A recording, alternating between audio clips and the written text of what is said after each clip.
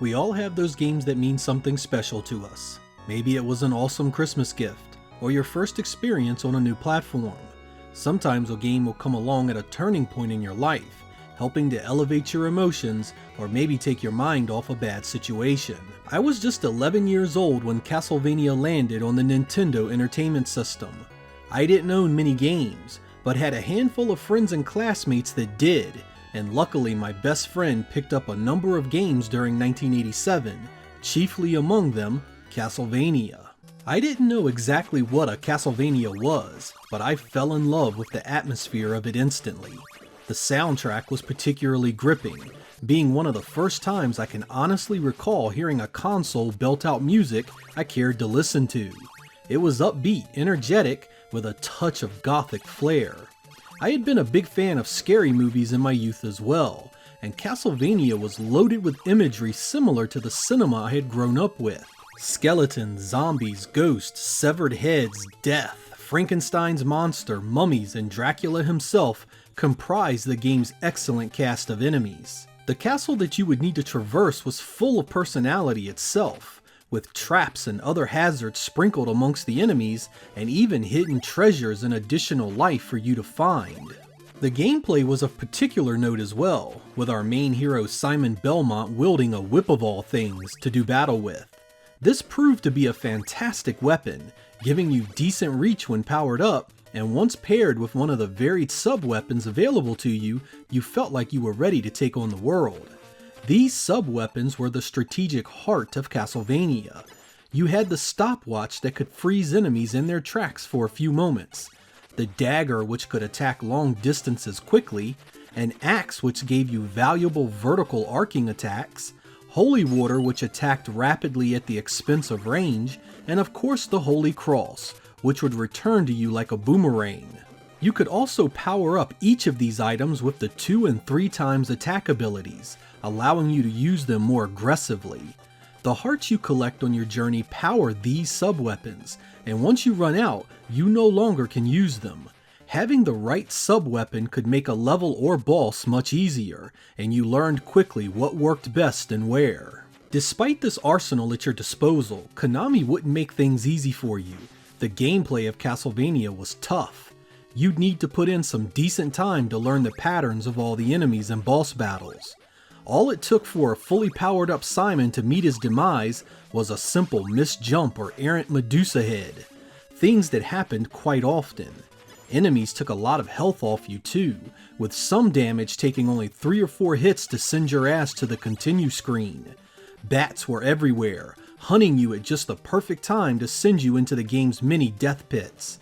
Sometimes the programmers would even just sit enemies around the stairs, pretty much guaranteeing you some damage. Bosses seemed impossible when you first discovered them. The Grim Reaper was the bane of my existence for a while. I couldn't beat this bastard no matter what I did, his flying sickles always being in just the right place to shave off copious amounts of my life.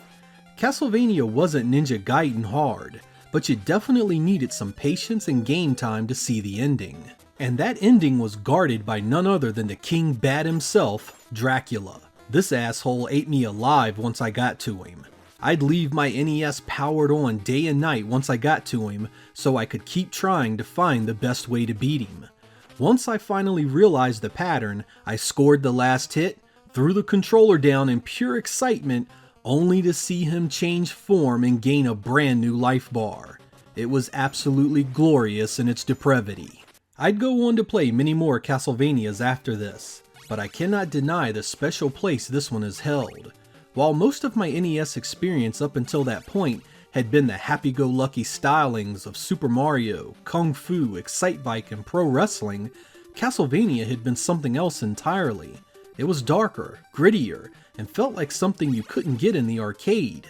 It was one of those early third-party games that contributed incredible amounts of personality to the platform, easily up there with anything Nintendo was doing themselves. While Castlevania would never be released in any official capacity on any of Sega's systems, I did find an interesting release just for the Sega Dreamcast some time ago. Known as Castlevania Classic Collection, this is a dedicated Castlevania-themed front end that uses an NES emulator. The original Castlevania is here in all its glory, and even plays and sounds pretty damn good. Castlevania 2 is here if you want to give it a go, and the awesome Castlevania 3 is here as well. Also along for the ride are numerous Castlevania hacks. Some of these are damn hard too, making the original game seem tame in comparison. You don't need to own this disc to play these games, as an NES emulator on the Dreamcast will do the same exact thing, but I thought it was kinda nice to have it set up as if it was a dedicated Castlevania Classic set. Konami also recently announced the Castlevania Anniversary Collection for the PlayStation 4, Xbox One, Switch, and PC.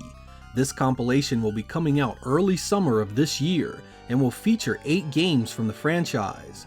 4 of these have already been announced. We will be getting the first Castlevania game from the NES, the third game from the NES, Castlevania III Dracula's Curse, Castlevania II Belmont's Revenge from the original Game Boy, and Super Castlevania IV from the Super Nintendo. It's digital only as of this episode, and no price point has been given. I'm Sega Lord X. Thank you guys for watching, and I will catch you next time.